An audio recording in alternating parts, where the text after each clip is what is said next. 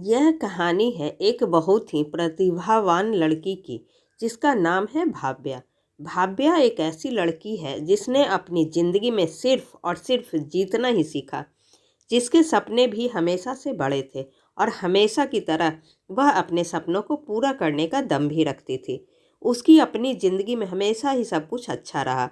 अपने स्कूल से लेकर कॉलेज तक हमेशा प्रथम आना, अपने स्कूल और कॉलेज के समय में दूसरे सहपाठियों के लिए एक आदर्श बनने तक का सफ़र हमेशा बहुत ही शानदार रहा।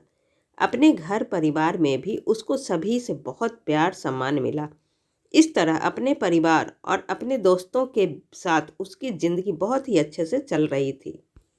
भाव्या अपने सपने एक एक करके पूरे करती जा रही थी, लेकिन फिर उसकी ज़िंदगी में एक ऐसा मुकाम आया जो सामान्यतः हर लड़की के जीवन में आता है।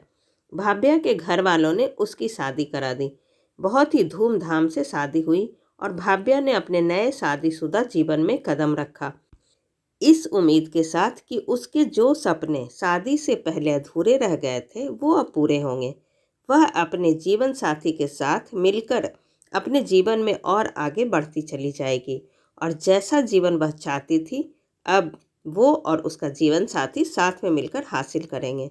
लेकिन किस्मत को कुछ और ही मंजूर था।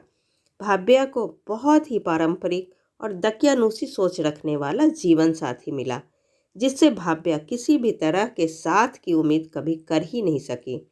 शादी होने के बाद एक एक करके भाव्या के पैरों में परिवार की इज्जत और घर की जिम्मेदारी के नाम पर तरह तरह से जंजीरें बंधी जाने लगी।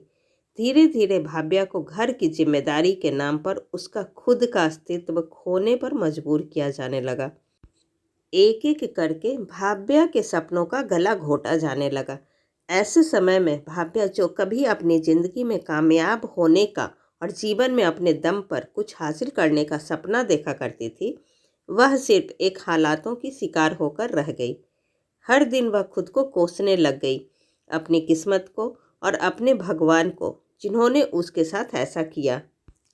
एक खुशमिजाज लड़की, जीवन के हर क्षेत्र में सकारात्मक दृष्टिकोण रखने वाली, अपने जीवन के हर पल को खुलकर जीने वाली लड़की भाव्या एक नकारात्मक नज़रिया रखने वाली लड़की बनकर रह गई और इसी कारण उसके जीवन में कई सारी नकारात्मक चीज़ें एक के बाद एक होने लगी।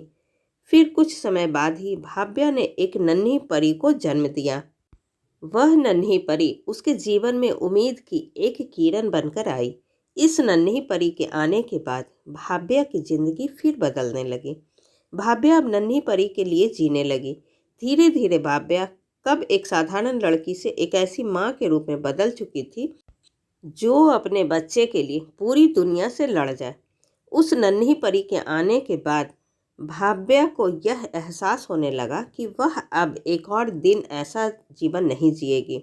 अगर वह खुद अंदर से इतना टूट जाएगी तो फिर वह अपनी नन्ही परी को एक अच्छा जीवन कैसे दे पाएगी।